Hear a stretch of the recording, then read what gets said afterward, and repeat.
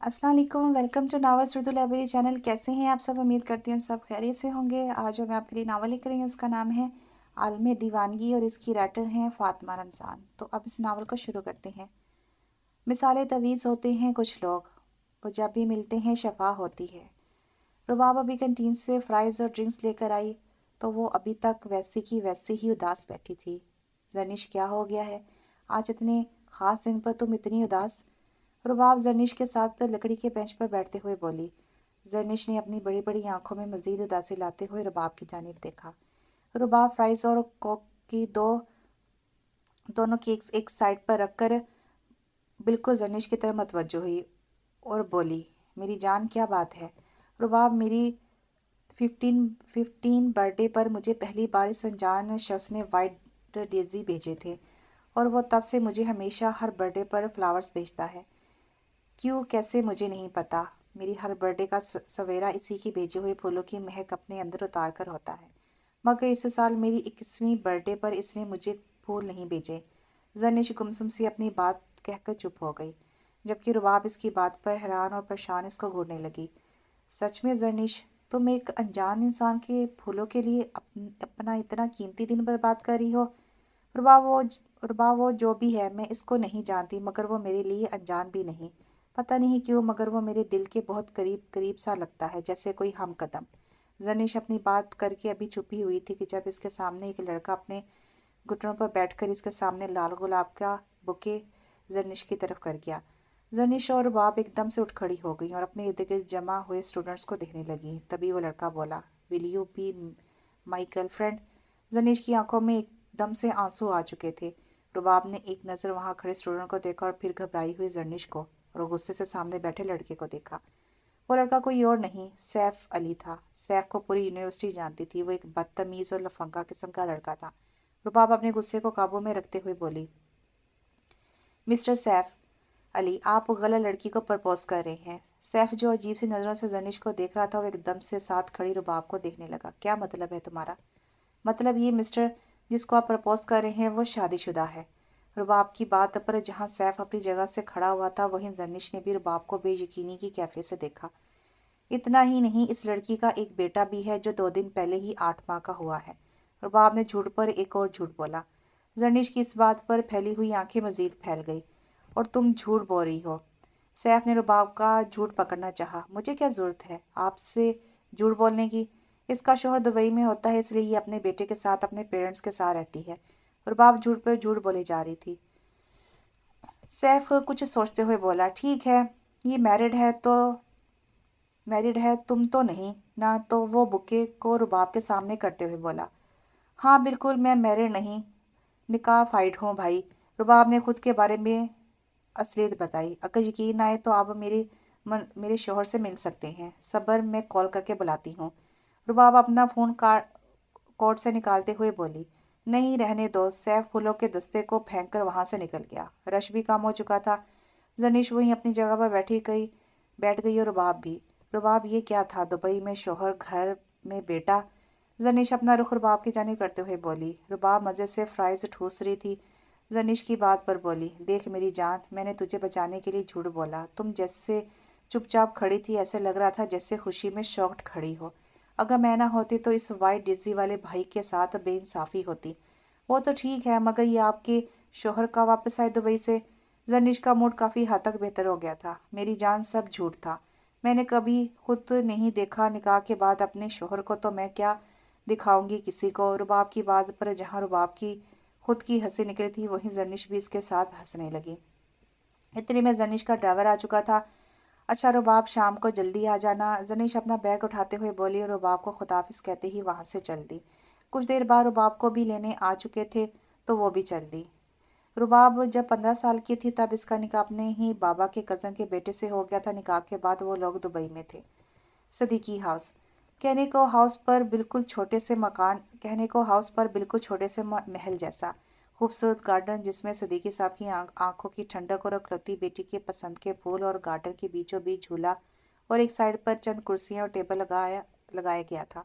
घर के अंदर बड़ा सा टीवी लाउंज में खूबसूरत से सोफे, बड़ी सी एलईडी और बहुत ही यूनिक डेकोरेशन पीस रखे गए थे। सामने ही सीढ़ियाँ थी जो सीधा ऊपर वाले फ्लोर पर जाती थी। नीचे एक साइड पर किचन, किचन के सामने डाइनिंग टेबल, ग्राउंड फ्लोर पर सदीकी साहब और हानिया बेगम का कमरा था।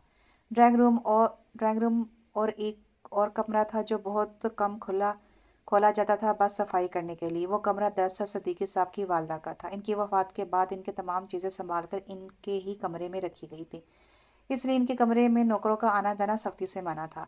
ऊपर वाले पोर्शन में भी 3 कमरे थे, एक कमरा सदीकी साहब की लाडली का और बाकी 2 गेस्ट रूम। आ गई मेरी शहजादी। जरनिश जो अभी आकर सोफे पर बैठी थी एकदम से हानिया बेगम की आवाज़ पर सीधी हुई। जी मामा, अभी ही आई हूँ। हानिया बेगम ने जरनिश के सर पर बोसा दी और इसी के साथ बैठ गई। बाबा कहाँ हैं? जरनिश ने इधर उधर नजरों को दौड़ाते हुए कहा। तुम्हारे लिए सरप्राइज प्लान कर रहे होंगे। हानिया बेगम ने सामने टेबल पर पड़े जग से गिलास से पानी उंडेलते हुए बोली और गिलास को जरनिश को पकड़ा दिया। जरनिश ने 2 घूंट पानी पिया और गिलास वापस टेबल पर रख दिया। जरनिश, अब ऐसा करो, अपने कमरे में जाओ। मैं कुछ ड्रेस तुम्हारे कमरे में रखे हैं, इनमें से कोई भी पसंद कर लो शाम के लिए। ओके मामा। जरनिश उठ खड़ी हुई और जाने लगी, तभी फिर से हानि बेगम बोली, बेटा कुछ चाहिए हो तो जेबा को कहना, खुद मत नीचे आना प्लीज। ठीक है मामा। जरनिश मुस्कुराती हुई ऊपर अपने कमरे की तरफ बढ़ गई। जरनिश अपने कमरे में आई तो सामने ही बेड पर बहुत से ड्रेसेस पड़े थे। जरनिश सामने पड़े कपड़ों पर एक नज़र डालते कबर्ड से अपने लिए ट्राउजर शर्ट निकालते वॉशरूम में घुस गई। थोड़ी देर बाद बाहर आई और आने के सामने खड़ी अपना अक्स देखने लगी। खुले कमर से नीचे आते ब्रॉन्ज से बाल इस वक्त गीले थे, जो दिखने में बहुत ही खूबसूरत लग रहे थे। बड़ी बड़ी आंखें, घनी पलकें, छोटी सी नाक, खूबसूरत से पिंक पिंक होंठ। और जरनिश खड़ी अपने ही अक्स से बोलने लगी, क्या कमी है? बाबा तुम्हारे लिए पार्टी प्लान कर रहे हैं, मामा ने कपड़े भेजे हैं, कितना प्यार करते हैं दोनों मुझसे। आज के दिन भी इतना कुछ कर रहे हैं, फिर भी तुम उदास हो। अल्लाह ने तुम्हें इतने प्यार करने वाले रिश्तों से नवाजा है, फिर भी उदास होकर नाशुक्री क्यों जरनिश, क्यों? वो खुद से पूछ रही थी, तभी इसकी नज़र पीछे बेड पर गई। सब वैसा था, बस एक बॉक्स का इजाफा हुआ था। जरनिश जल्दी से बॉक्स की तरफ बढ़ी और इसने बॉक्स उठाया और इसे देखने लगी।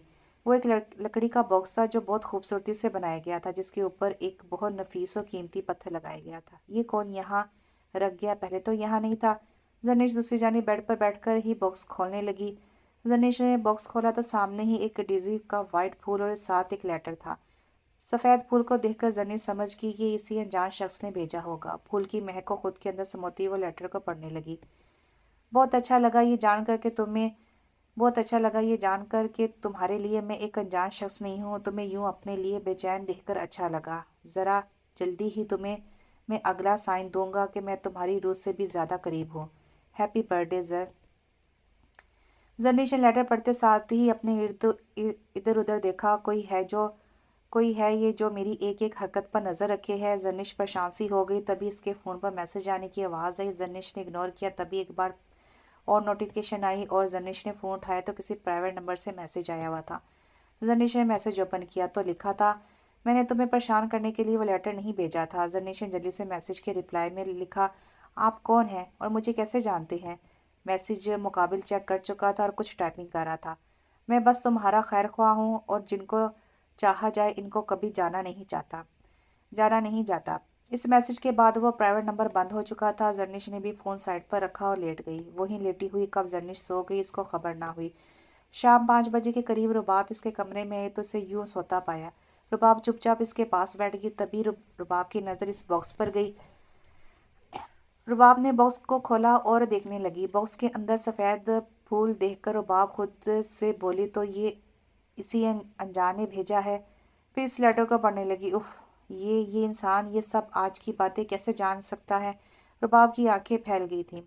खुद को नॉर्मल करते हुए जरनिश को उठाने लगी। जरनिश नींद की पक्की थी, इसलिए कहाँ इसने आराम से उठना था। रुबाब को सोचते हुए बोली, बल्कि चीखी, जरनिश नीचे कोई आदमी सफ़ेद फूल लिए जरनिश नीचे कोई आदमी सफ़ेद फूल लाया है और कह रहा है कि मुझे जरनिश से मिलना है। जरनिश एकदम से उठी और दरवाजे के पास पहुंच गई, फिर वहीं रुकी और कुछ सोचते हुए वापस आ गई। रुबाब जो हंस कर बेहाल हो रही थी एकदम से चुप हुई। क्या हुआ? रुबाब ने पूछा। वो मुझे जरनिश नहीं कहता। जरनिश ये कहकर फिर से लेट गई। रुबाब ने जैसे तैसे करके जरनिश को उठाया और इसके लिए एक ड्रेस फाइनल किया। रात 9 बजे। जरनिश गोल्डन सिंपल फेरी फ्रॉक में बहुत हसीन लग रही थी। बालों को खुला छोड़े हल्का सा मेकअप किए बहुत दिलकश लग रही थी। केक काटा, मेहमानों ने खाना खाया और इस महफिल का यूं अख्ताम हुआ। रुबाब और जनीश अभी क्लास से लेकर बाहर आई तो सामने ही इनको सैफ खड़ा दिखाई दिया, जो इन दोनों को देखकर इनकी तरफ बढ़ा। मैं तुम दोनों से माफ़ी चाहता हूँ, तुम दोनों मेरी बहनें हो आज से। सैफ इनके सामने हाथ जोड़े खड़ा था। सैफ को इस तरह देखकर रुबाब और जनीश का मुंह खुला का खुला रह चुका। तभी सैफ फिर से बोला, जनीश आप ही खास तौर पर आपकी माफ़ी चाहिए, वरना आपके शोहर फिर से आदमी को भेजकर मेरा ये हाल कर देंगे। सैफ के सर पर पट्टी, बाजू पर, और वो एक टांग से लंगड़ा भी रहा था। रुबाब ने जल्दी से कहा, ठीक है, हमने तुम्हें माफ़ किया भाई। रुबाब ये कहकर जर्निश का हाथ पकड़कर वहां से निकल गई। जर्निश ये क्या था? रुबाब जर्निश से हैरान कुन अंदाज में बोली, रुबाब मुझे नहीं पता, ये कहानी तुमने बनाई थी, अब ये हकीकत कैसे हो रही है? मतलब शोहर? अब वो दोनों परेशान हो रही थी। इसी वक्त रुबाब को घर से कॉल आई। रुबाब ने कॉल सुनिए फ़ोन बंद कर दिया। क्या हुआ? जर्निश ने इसे खोया हुआ पाया तो पूछ बैठी। वहाब, वो इनके बड़े भाई यहाँ शिफ्ट हो रहे हैं, तो वो आज रात तक आ जाएंगे, तो इसलिए मुझे जल्दी लेने आ रहे हैं घर से। ओह अच्छा, मतलब अब तुम्हारी रुखसती भी हो जाएगी? नहीं पता यार, खैर छोड़ो, तुम अब बाकी क्लासेस लोगी? रुबाब ने अपने बैग में मोबाइल रखते हुए बोली। नहीं यार, मैं अभी घर जा रही हूँ, बल्कि मैं तुम्हारे साथ ही चलूँगी, रास्ते में मुझे भी छोड़ देना। जनिश ने अपने लिए आसानी सोची। ठीक है, फिर चलो, गाड़ी बस आने वाली होगी। रुबाब जनिश का हाथ पकड़ कर उसको साथ लेकर चल पड़ी। यासीन हाउस। रुबाब जैसे ही घर में दाखिल हुई तो सामने ही से दो लोग बाकी सब घर वालों के साथ बैठे नजर आए। रुबाब सबको सलाम करते हुए किचन की तरफ चल दी, जहाँ इसकी भाभी पहले से ही मौजूद थी। भाभी, ये तो शाम को आ रहे थे ना, तो इतनी जल्दी? रुबाब को समझ ना आया कि क्या कहे और कैसे पूछे। भाभी बोली, सरप्राइज रूबी। हैं, ये सरप्राइज है? रुबाब का मुंह खुला का खुला रह गया था। अच्छा भाभी, ये दोनों भाई यहीं रहेंगे? रुबाब ने एक और सवाल दागा। नहीं, हारब भाई घर चले जाएंगे, बस डिनर तक रुकेंगे। निदा अपना हाथ धोते हुए बोली, लेकिन फिर कुछ याद आने पर बोली, हारब भाई ने तुम्हारी रुखसती का बोला है बीजान को, और अच्छी बात यह कि वो मान भी गई हैं, इसी महीने की 17 को मेहंदी है। निदा एक के बाद एक शौक दिए जा रही थी रुबाब को। क्या भाभी? मगर क्या मगर? रुबाब, तुम्हारा निकाह हो चुका है, बस तुमने रुखसत होकर वहाब के साथ जाना है। निदा समझाने के अंदाज में बोली, भाभी मुझे रुखसती से कोई मसला नहीं है, मैं बस ये कह रही हूँ कि इतनी भी क्या जल्दी है? जल्दी? तुम 22 की हो चुकी हो रूबी, अब क्या तुमने 60 साल की होकर रुखसती करवानी है? निदा को अब रुबाब पर गुस्सा आने लगा था। अच्छा ठीक है, मैं अपने कमरे में जा रही हूँ, मुझे कोई तंग ना करे। रुबाब आंखों में आंसू लिए हुए किचन से निकल गई। रुबाब अपने कमरे में आकर सो चुकी तो इसकी आंख मोबाइल पर आने वाली जर्निश की कॉल से खुली थी। वो वहीं लेटी ही कॉल सुनने लगी।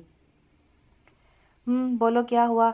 रुबाब का लहजा ना चाहते हुए भी तलक था। क्या मतलब? बोलो। जनिश ने भी इसी के अंदाज में बोला। जनिश, एक हफ्ते बाद मेरी मेहंदी है। रुबाब सीधे मुद्दे पर आई। क्या? जनिश एकदम से चीख पड़ी। हाँ, मुझे भी थोड़ी देर पहले ही पता चला, रुबाब ने दो टोक अंदाज में कहा। तो यकीनन तुम्हें कोई मसला होगा? जनिश पुरसोच अंदाज में बोली। यार मुझे कोई मसला नहीं है, पर ये बहुत ज़्यादा जल्दी हो रहा है। मतलब मैं आज तक कभी वहाब से बात तक नहीं की, पता नहीं वो कैसे होंगे, इनकी सोच कैसी होगी, सबसे ज़रूरी हमारी वाइब्स भी मैच होने होंगी कि नहीं।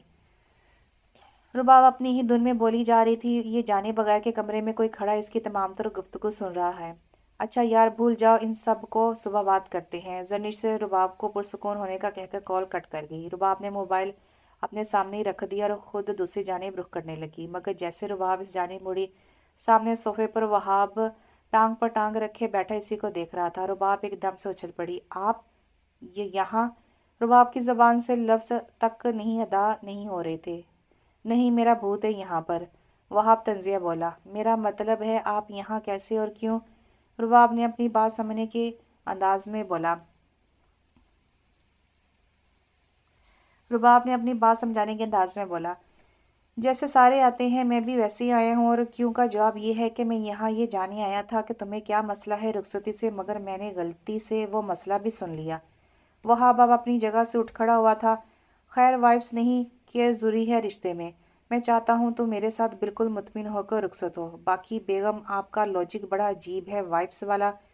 इंशाल्लाह जल्द मुलाकात होगी बेगम, अपना ख्याल रखिएगा। वहाब पहले संजीदा और आखिर में मुस्कुराता हुआ बात मुकम्मल करके कमरे से निकल गया, और रुबाब पीछे हक्का बक्का खड़ी रह गई। ये क्या था? रुबाब ने खुद से सवाल किया। भाई वैसे ये गलत है, वहाब चलती गाड़ी से बाहर देखते हुए बोली। क्या गलत है? हारा वहाब की जानी मतवज्जो होकर बोला, आप मुझसे बड़े हैं पूरे 3 साल। इस हिसाब से पहले आपकी शादी होनी चाहिए थी। वहाब ने अपना मुद्दा रखा। वहाब, तुम्हारा निकाह हो चुका है बचपन से, इसलिए रुबाब की रुखसती तुम्हारे साथ पहले ही बनती है। रही बात मेरी, तो जब अल्लाह को मंजूर होगा तब आ जाएगी तुम्हारी भाभी। हारा बात मुकम्मल होते ही खामोश हो गया।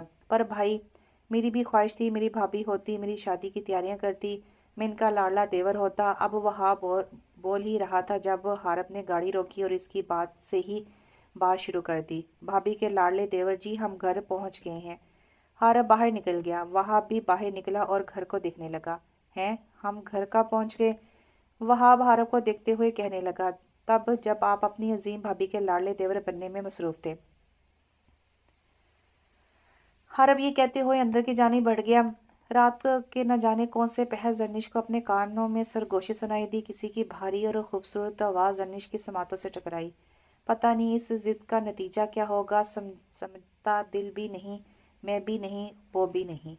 इस शेर के बाद जर्निश को किसी का ठंडा लम्स अपने कानों की लू पर, फिर माथे पर महसूस हुआ। जर्निश हल्का सा कसमसाई थी, मगर इस जालिम ने अपनी हाथों की उंगलियों को इसके सर में चलाकर फिर से नींद की वादियों में धकेल दिया।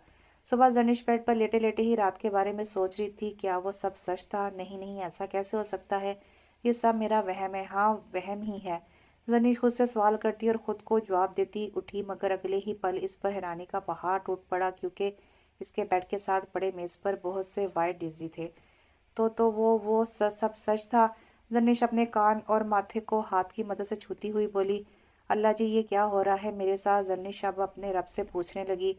थोड़ी देर में जर्निश तैयार होकर नीचे आई तो सामने ही नौशाबा बेगम और सदीकी साहब डाइनिंग टेबल पर बैठी इसी का इंतजार कर रहे थे। अस्सलाम वालेकुम बाबा जान।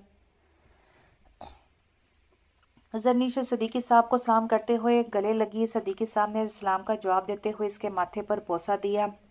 अस्सलाम वालेकुम मामा, जर्निश नौशाबा बेगम को कहते हुए कुर्सी पर बैठ गई। वालेकुम सलाम मेरी जान।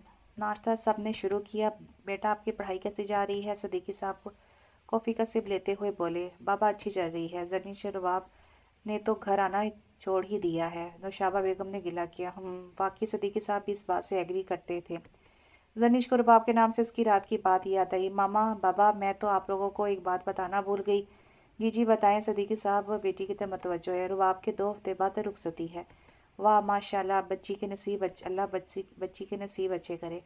सदीकी साहब ने दिल से दुआ की। आमीन। नौशाबा बेगम को भी खुशी हुई थी बात सुनकर। आमीन आमीन। अब मैं चलती हूँ, खुदा हाफिज़ मामा बाबा। जर्निश घड़ी पर नज़र डालते हुए जल्दी से उठी और बाहर को भागी।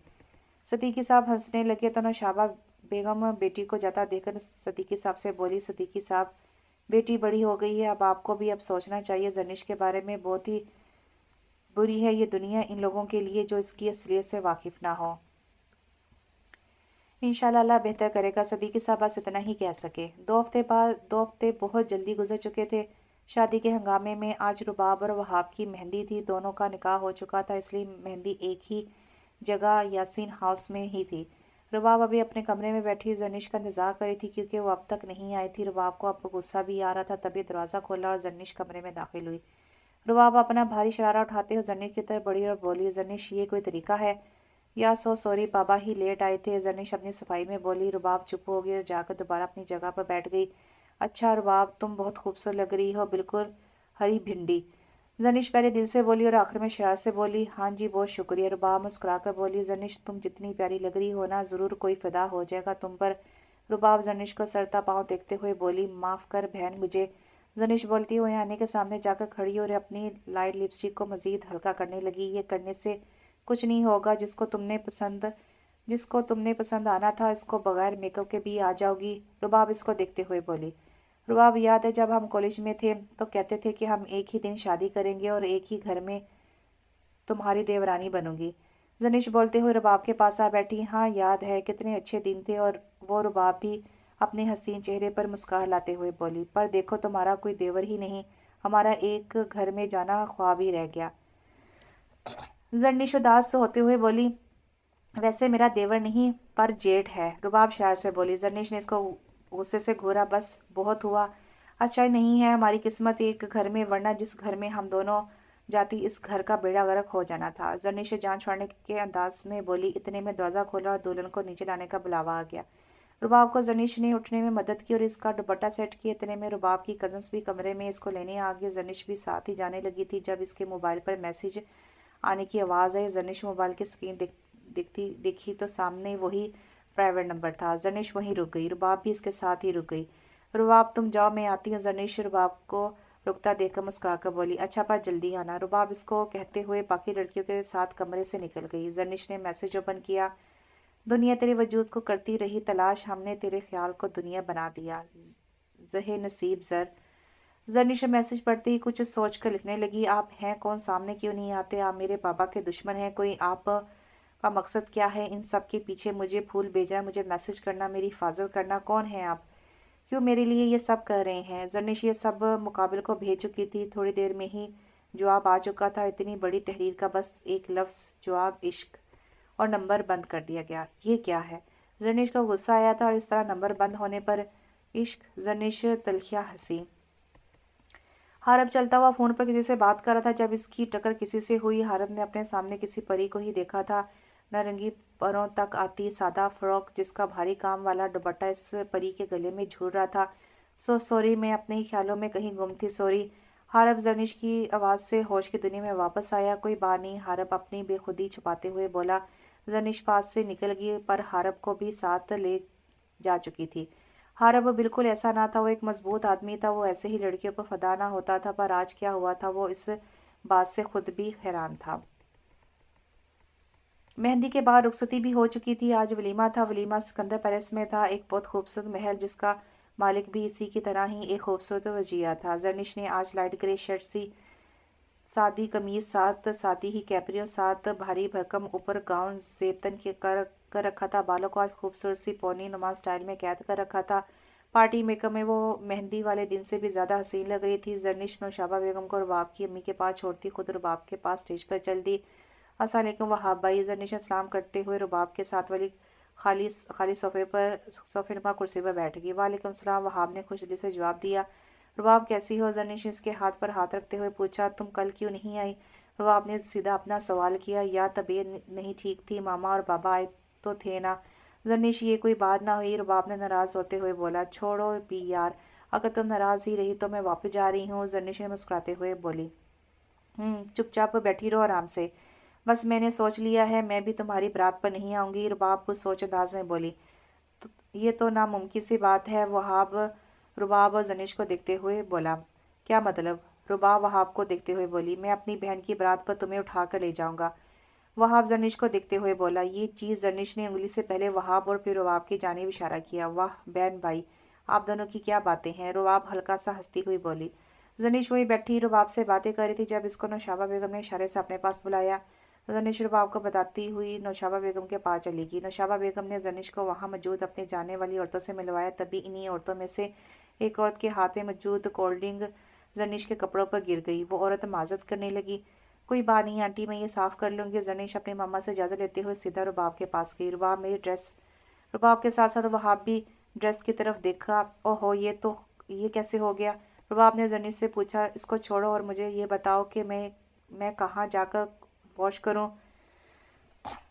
रुबाब की बजाय वहाब बोला। आप ऐसा करें कि ऊपर किसी भी कमरे में चली जाएं, नीचे कमरों में मेहमान हो सकते हैं। हाँ जाओ जल्दी, वरना ये निशान नहीं उतरेंगे नॉर्मल पानी से। रुबाब जनीश को दाग याद दिलाते हुए बोली।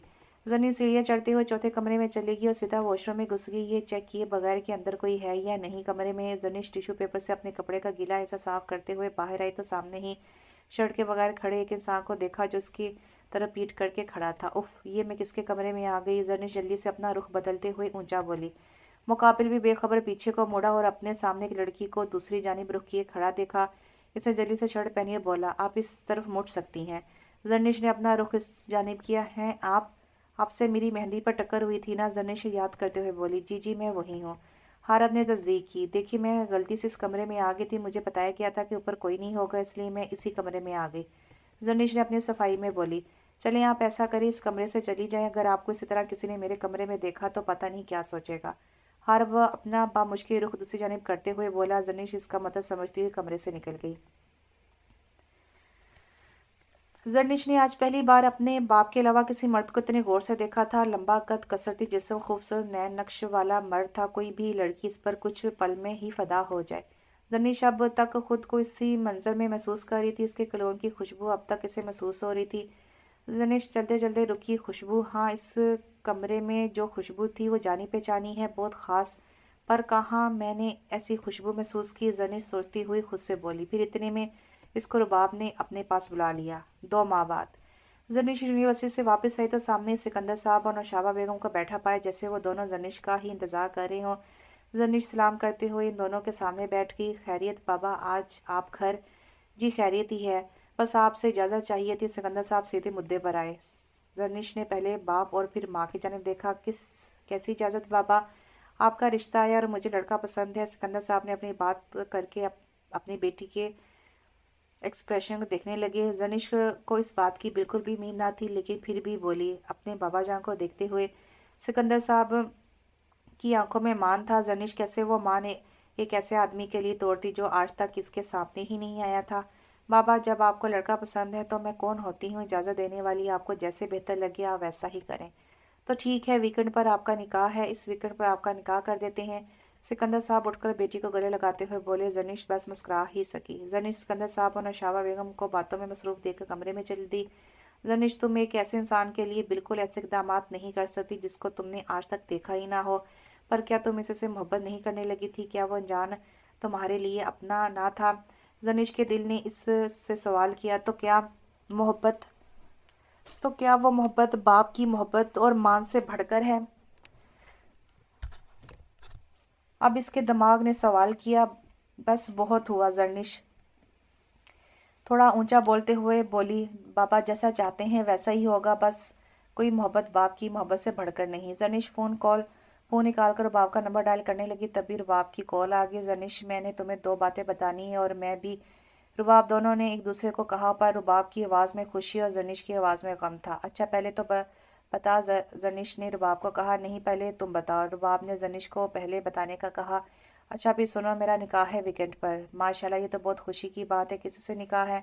रुबाब दिल से खुश हुई थी। पता नहीं जरनिश, बस इतना ही कह सकी। अच्छा अब तुम बताओ अपनी 2 बातें। अच्छा सुनो फिर, तुम खाला बनने वाली हो। मैं अभी चेकअप करवा के आई हूँ और सबसे पहले तुम्हें बता रही हूँ। शुक्र अल्लाह का जिसने हमें ये दिन दिखाए, मुबारक हो। जरनिश दिल से अल्लाह का शुक्र अदा करते हुए बोली। और दूसरी बात? छोड़ो इस बात को, वो सरप्राइज़ है। रुबाब वो बात को गोलमोल कर गई। अच्छा सही है। जरनिश कॉल कट की और बैठ गई बेड पर। तभी इसके मोबाइल पर मैसेज आया। जरनिश ने देखा तो वही प्राइवेट नंबर था। उसे मैसेज ओपन किया। मुबारक हो जर, निकाह हो रहा है। अब वो मुझे मैसेज नहीं करना आप। जरनिश ने गुस्सा मैसेज टाइप किया और भेज दिया।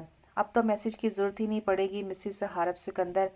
जनिश मैसेज पढ़कर मोबाइल साइड पर रखकर खुद से मुखातिब हुई। Harab Sikandar, Sikandar palace, white daisy, कहीं इन सब का ताल्लुक तो नहीं आपस में?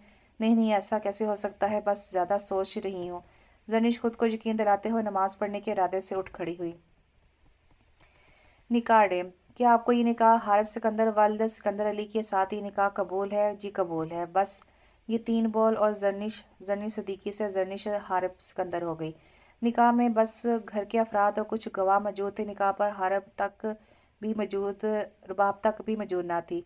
हारब ने अपने निकाह के बारे में वहाब को भी नहीं बताया था। सिकंदर साहब हारब को गले लगाते हुए बोले। मैंने अपनी ज़िंदगी का कुल सासा तुम्हें दे दिया है। अब ये तुम पर है कि तुम मेरी जान से भी कीमती बेटी को क्या बना कर रखते हो। एक आंसू भी इसकी एक आंसू भी इसका तुम्हारी वजह से बहा तो याद रखना बेटा, मैं जितना अच्छा हूँ उतना ही बुरा। जी बिल्कुल, आपकी बेटी अब से मेरी इमानत है। हारब भी अपनी आंखों में जनिश का पुर नूर चेहरा लाते हुए बोला। बड़े साहब, ये गार्ड आ गए हैं। मुलाजिम सिकंदर साहब के पास आते हुए बोला, एक कार्ड लेकर आओ। सिकंदर साहब हारब को बैठने का इशारा करते हुए बैठ गए। शादी के कार्ड पर ठीक 1 हफ्ते बाद रुखसती की डेट थी। अच्छे प्रिंट किए गए। हारब कार्ड को देखकर बोला, जहाँ इसका और जनिश का नाम लिखा चमक रहा था। हारब इस वक्त रुबाब और वहाब के साथ डाइनिंग टेबल पर बैठा था। वहाब और रुबाब, मुझे कुछ बताना है तुम दोनों को। जी बोले भाई। वहाब रुबाब को देखता हुआ बोला। हारब बोलने की बजाय इनके सामने शादी का कार्ड रख चुका था। वहाब ने कार्ड खोला और देखता ही रह गया। वहाब को इस तरह शौक में देखकर रुबाब ने कार्ड पकड़ा। क्या आपकी और जर्निश की, यानी हमारी वाली जर्निश जर्निश सिद्दीकी की आपसे मतलब हारब सिकंदर से शादी? रुआब तो हैरत के समंदर में जा गिरी थी। बिल्कुल ठीक, मगर आज वो जर्निश सदीकी से हारब सिकंदर बन गई हैं। आपने भाभी से निकाह कर लिया? वहाँ आपको अपने भाई से इतनी जल्दी की उम्मीद ना थी। निकाह किया है तो ही तेरी भाभी बनी ना। मुझे यकीन नहीं आता कि कैसे हारब भाई सदीकी अंकल को राजी करके निकाह भी कर लिया। रुबाब अब तक कार्ड खोले घूरे जा रही थी। वैसे भाई ये सब आप हमें तो बताते। वहाब हारब से नाराजगी जताते हुए बोला, सरप्राइज मेरे भाई। हारब कुर्सी से उठता हुआ बोला, बड़ा ही कोई अजीब सरप्राइज है भाई आपका तो। हारब रुबाब का टेबल पर रखते हुए बोली, भाई खुद भी तो अजीब है। रूबी वहाब सरगोशी नुमा अंदाज में बोला था, पर हारब सुन चुका था। ये मत भूल के तू इसी अजीब भाई का सगा भाई है। हारब कहता हुआ अपने कमरे की तरफ बढ़ गया। जनीश आज लाल रूसी जोड़ा पहने हारब के कमरे में इसी के बेड पर बैठी इसी का इंतजार करी थी। कमरे की सजावट वाइट डेजी से की गई थी और कमरे का थीम भी सफेद ही था।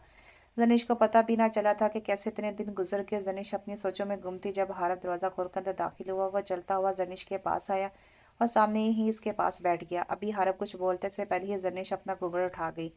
ब्राइडल मेकअप की यह जनिश बहुत ज़्यादा प्यारी लग रही थी। इसके लाल लाल होंठ पर नज़र रुक सी गई थी हारब की, मगर जनिश के चेहरे पर संजीदगी देखकर वह अपनी कैफियत पर काबू कर गया। मुझे 15 दिन चाहिए।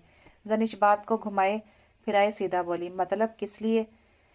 देखिए, मुझे आपको जाने के लिए वक्त चाहिए। मैं अभी ऐसे किसी रिश्ते के लिए ज़हनी तौर पर तैयार नहीं। उम्मीद है आप इस चीज़ को मनफी नहीं लेंगे। जनिश ये कहकर सामने वॉल को देखने लगी। हक है मेरा तुम पर, मगर तुम इस हक को छीन रही हो। इन्हीं 15 दिनों के अंदर अंदर तुम मेरे करीब खुद आओगी। हारब से कहता हुआ कमरे से निकल गया, जबकि जर्निश हारब के इसे जर कहने पर कहीं दूर खो गई। वाइट डेजी, जर और हारब सिकंदर। जर्निश जल्दी से उठी और ड्रेसिंग टेबल की तरफ गई और वहां पड़े तमाम क्लोन को अपने कलाई पर लगाने लगी। जब जर्निश ने खुशबू सूंघी तो एक अलग रोशनी चमकी इसकी आंखों में, जीत की खुशी। इसका मतलब है मेरा शक दुरुस्त है, तो यही मिस्टर अनजान है। या अल्लाह तेरा शुक्र है मुझे मेरी पहली और आखिरी मोहब्बत अता करने के लिए। मगर ये तो नाराज़ हो गए हैं। 15 दिन है ना, उन्होंने मुझे कितना बेवकूफ़ बनाया। अब मेरी बारी। अब देखें अनजान आशिक क्या करती हूँ आप क्या। जनिश ये पुरसोच अंदाज में बोली और अपने ख्यालों पर खुद ही हंस दी। आज वलीमा था। जर्निश डार्क ब्लू ओपन फ्रॉक और लहंगे में हल्का सा मेकअप की बहुत प्यारी लग रही थी। वहीं वहाब भी फुल वाइट सूट पर डार्क ब्लू वास्केट में बहुत वजिया लग रहा था। वो एक साथ बैठे बहुत खूबसूरत लग रहे थे। वलीमा ऐसे तैसे करके गुजरा और जर्निश को रुबाब इसके कमरे में छोड़ गई। जर्निश कपड़े चेंज करके अपनी मेहंदी लगे हाथ देख रही थी, जबकि जब कमरे में हारब भी दाखिल हुआ, वो एक नज़र जर्निश पर डालता हुआ अपने कपड़े निकालकर वॉशरूम में चला गया। कुछ देर बाद वापस आया तो जर्निश को मोबाइल पर मसरूफ देखा। हारिस सामने सोफे पर बैठकर स्मोकिंग करने लगा। नज़र इसकी जनिश पर ही थी। जनिश को स्मोकिंग की स्मेल बहुत बुरी लगती थी। इसने सामने बैठे हारब को देखा जो उसी को देख रहा था। देखिए इसको बंद करें, मुझे इससे नफरत है। जनिश सिगरेट को देखते हुए बोली, और मुझे इससे। हारब भी मोबाइल की तरफ इशारा करता हुआ बोला। जनिश मोबाइल बंद करके हारब की तरफ देखने लगी। हारब ने भी सिगरेट बुझा दी। जनिश कुछ सोचकर बोली, एक बात तो बताएं, आपको कभी किसी से मोहब्बत हुई? इश्क इश्क हुआ है किसी से? हारब जनिश के चेहरे के एक नक्श को देखते हुए बोला। ओह अच्छा। जनिश बेदिली से बोली, तुम्हें कभी मोहब्बत हुई? हारब ने ऐसे ही पूछ लिया। हाँ क्यों नहीं, इतनी बार हुई है। हारब को इस जवाब की बिल्कुल भी तवक्को ना थी। कितनी बार? हारब को जलन हो रही थी। यही कोई 2-3 बार। किसी से? हारब मजीद दिलचस्पी लेते हुए बोला। सैफी मेरा क्लासमेट, रैस मेरा पड़ोसी और रूबी की के भाभी के भाई पर मेरा क्रश था। जनिश मज़े से बोली और वो हारब के अंदर लगी आग अच्छे से महसूस कर सकती थी। और हाँ, एक लड़का मुझे फूल भेजता था, शायद इसका क्रश मुझ पर था। फिर पता नहीं कहाँ गायब हो गया और फिर मैंने आपसे शादी कर ली। हारब जानता था ये सब झूठ है, मगर फिर भी जलन के मारे आंखें सुर्ख हो चुकी थी। मैंने तुम्हारे बारे में किसी को नहीं बताया, लेकिन वो तुम्हें मेरी आंखों में तैरते हुए देख सकते हैं। मैंने तुम्हारे बारे में किसी को नहीं बताया, लेकिन वो मेरे लिखे हुए लफ्ज़ों में तुम्हें देख सकते हैं, क्योंकि मोहब्बत की खुशबू पोशीदा नहीं रह सकती। हारब कुछ कहे बगैर ही कमरे से निकल गया। अब आएगा ना मज़ा मेरे मजाजी खुदा। जनिश हंसते हुए बोली। जनिश सुबह उठी तो खुद को कमरे में अकेला ही पाया। जनिश तैयार होकर नीचे आई तो सामने ही रुबाब नाश्ता बनाने की तैयारी में मसरूफ थी। जनिश रुबाब को सलाम करते हुए बोली, रूबी नाश्ता तुम बनाती हो? हाँ, मैंने सोचा मेरे इस घर में आने से कोई तो तब्दीली आए। रुबाब एक आंख दबाते हुए बोली, अच्छा अच्छा, मुझे भी कोई काम दो, मैं भी करूँ, तुम ऐसा करो मीठे में कुछ बना दो। पर क्या बनाओ? जर्निश परेशानी से बोली। खीर। रुबाब सोचते हुए बोली, हाँ खीर बनाती हूँ। जर्निश और रुबाब ने मिलकर बहुत अच्छे से नाश्ता किया और टेबल पर तरतीब से रख दिया। हारब और वहाब भी आ चुके थे। सबने नाश्ता शुरू किया और खामोशी से नाश्ता किया। भाई सब चीज़ों का जायका तो सेम ही है, पर खीर कुछ अलग है। वहाब खीर खाते हुए बोला। इतने में रुबाब ने खीर हारब के आगे की। हारब ने खीर चेक की। अच्छी है। हारब को खीर पसंद आई थी। अच्छी तो होगी ही, आखिर मेरी जेठानी ने बनाई है। रुबाब मज़े से बोली। हारब ने एक नज़र खीर और फिर एक नज़र जनिश को देखा। हारब की आंखों में बेयकीनी थी। वाह भाभी क्या बात है, वहाब मज़े से खीर खाते हुए बोला। शुक्र है बेवा को बनाने के अलावा खीर भी बनानी आती है। हारब ये कहता हुआ उठ खड़ा हुआ। हारब की आवाज़ इतनी थी कि जनिश आराम से सुन सके। बेवा को तो अभी बनाया ही नहीं मिस्टर हस्बैंड, मुझे अपने घर जाना है। हारब ऑफिस से थका हुआ घर वापस आया तो कमरे में जर्निश इसी को तंग करने के लिए नया बहाना सजाए बैठी थी। इस वक्त हारब घड़ी की तरफ देखते हुए बोला, जी बिल्कुल अभी और इसी वक्त अपने घर जाना है मैंने। ये अपना घर क्या लगा रखा है तुम्हारा? अब अपना घर ये है। आई बात समझ में। हारब थोड़ा गुस्से में बोला, मैं साफ साफ बता दूं, मैं इस औरतों में से नहीं जो अपने शोहरों के जुल्म चुपचाप बर्दाश्त कर ले। मैं जर्निश सदीकी हूँ, जुल्म के खिलाफ आवाज़ उठाऊंगी। जर्निश पुरजोश बोली। ज़र इस वक्त मैं बहुत थका हुआ हूँ, मुझ में इतनी हिम्मत नहीं जो तुम्हारे ये मरीम नवाज वाले खिताब सुन सकूँ। हर्ब अपनी शर्ट के ऊपर वाले बटन खोलते हुए सोफे पर बैठता हुआ बोला, ठीक है मैं ड्राइवर के साथ जा रही हूँ। जनीश अपना मोबाइल उठाते हुए बाहर की तरफ जाने लगी। खबरदार जो एक कदम भी कमरे से बाहर रखा रखा हो जो तुमने। हर्ब एकदम गुस्से से बोला, हैं आप पागल हैं क्या? मैं अपने माँ और बाप से मिलना चाहती हूँ और आप मुझे धमकी दे रहे हैं। जर्निश एकदम से हारब के करीब जाकर बोली, देखो जर्निश तुम्हारी इन सब हरकतों का क्या मकसद है मुझे नहीं पता, मगर तुम जब तक इस कमरे में हो मेरी रूह पुरसकून है। हारब जर्निश का मेकअप से पाक चेहरे को देखते हुए बोला, मैंने कहा मुझे घर जाना है। जर्निश ने अपनी बात दोहराई, जर मैं कुछ ऐसा कर जाऊंगा जिसका तुम सोच भी नहीं सकती। हारब जनिश को वार्निंग देते हुए बोला, क्या कर लेंगे आप ज़्यादा से ज़्यादा? जनिश तंजिया बोली, तो फिर देख लो। हारब ये कहता हुआ उठा और जनिश की गर्दन को पीछे से पकड़ता हुआ अपने चेहरे के करीब ले आया और इसके होंठों पर झुक गया।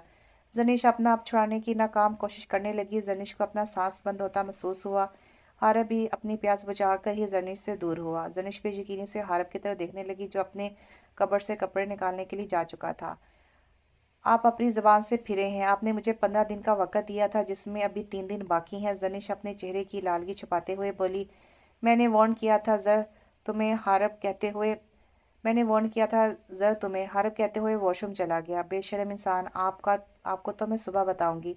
जनिश अपना बदला लेने सो जनिश अपना बदला सुबह लेने का सोच के लेट गई। हारस सुबह नाश्ते की टेबल पर जनिश को ना पाकर रुबाब से बोला, रुबाब ज़र कहाँ है? भाई वो तो सुबह 7 बजे ही सदीकी हाउस चली गई हैं। पूछा तो कह रही थी कि पूरे 1 महीने के लिए जा रही हूँ और आपसे इजाज़त भी ले चुकी हूँ। अच्छा अच्छा। हारब अपने गुस्से को काबू करता हुआ बोला। वहाब हारब को देखकर समझ चुका था कि कोई मसला ज़ोर है, इसलिए रुबाब को मज़ीद बोलने से रोक गया। हारब शाम को सदीकी हाउस जर्निश को लेने गया, मगर जर्निश ने आने से साफ इनकार कर दिया। मैं 1 मिनट जर से बात करना चाहता हूँ। हारब नौशाबा बेगम को ये कहता हुआ जनिश के कमरे में चल दिया। जनिश तुम्हें क्या मसला है? आपने मुझे मेरी इजाज़त के बगैर छुआ। जनिश रात के मंजर को सामने लाते हुए बोली, ठीक है चलो मेरे साथ घर, इसका मेरे पास हल है, तुम खुश हो जाओगी। हारब जनिश का हाथ पकड़ते हुए ले गया। घर आते ही हारब जनिश को सीधा कमरे में ले आया। मुझे वैसा करने पर मेरे दिल ने मजबूर किया था। हारब जनिश को देखता हुआ बोला और कमरे में पड़े गिलास को तोड़ दिया और नुकीला हिस्सा उठा गया। जनिश समझने की कोशिश कर रही थी। जैसे ही समझ आया जनिश भागते हुए हारब के करीब गई। इतने में हारब अपने सीने पर थोड़ी सी नोक चुबा चुका था। हारब प्लीज निकालें इसे, जनिश कांच को पीछे करते हुए बोली। पर हारब तो जनिश की आंखों में अपने लिए आंसू देखकर सुकून महसूस कर रहा था। हारब आपको मेरी कसम है, पीछे करें इसे। जनिश की बात पर हारब की गिरफ्त ढीली हो हुई थी, जिसका फायदा उठाते हुए जनिश ने कांच दूर फेंक दिया और जल्दी से हारब की शर्ट के बटन खोलकर जख्म देने लगी। जख्म गहरा ना था मगर खून बहुत निकल रहा था। जनिश ने पट्टी की और हारब के सामने बैठ गई। आप अजनबी थे मेरे लिए। वाई डेजी बेचते पहल तो डर लगा, फिर अच्छा और फिर कब मोहब्बत हुई मुझे पता ही ना चला। आपका रातों को मेरे कान में सरगोशी करना कब अच्छा लगा पता ना चला। फिर आप मुझे बता सकते थे निकाह से पहले कि आप वही अनजान हैं, क्यों नहीं बताया? जर्निश ने हारब से जहाँ मोहब्बत का इजहार किया था वहीं से सवाल भी किया था। बस मैं देखना चाहता था तुम मुझे पहचानोगी या नहीं। हारब अपनी आंखों में मोहब्बत लिए बोला, मगर तुम तो पहली रात ही जान गई मेरी सच्चाई। हारब जर्निश की अकल की दाद देते हुए बोला, आपने मुझे कब देखा था पहली बार? जर्निश ने हारब से एक और सवाल किया, जब तुम 15 साल की थी तब तुम्हें देखा था। तुम मुझे अच्छी लगी थी तो सोचा तुम्हें बर्थडे पर सरप्राइज दिया करूंगा, मगर वो अच्छा लगना का मोहब्बत और फिर इश्क में बदला पता ही ना चला। और देखो आज तुम मेरी बीवी हो। हारब सोफे के साथ टेक लगाते हुए बोला, अच्छा आप ऐसा करें बेड पर सो जाएं। जर्निश ने जब हारब को आंखें मूंदे देखा तो बोली, सच में? हारब हैरानी से बोला, सो जाएं। जर्निश बेड की दूसरी जानिब जाकर बैठते हुए बोली। हारब भी उठा और बेड पर लेट गया। जर्निश ने अपनी जाने वाली लाइट बंद की और आंखें मौत की। तभी हारब ने जर्निश को कमर में हाथ डालकर अपनी जानिब खींच लिया। जर्निश सीधी हारब के सीने से जा लगी। जर्निश ने खुद को छुड़ाने की बिल्कुल कोशिश न की थी और ऐसे ही लेटी रही। तेरी आंखों की सूरत हो मयस्सर, जिसको वो भला चांद तारों को कहाँ देखेगा।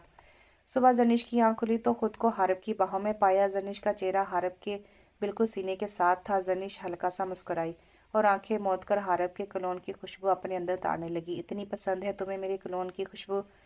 जनिश को हारब की आवाज़ अपने कानों में सुनाई दी तो एकदम से आंखें खोली। आप जाग रहे थे?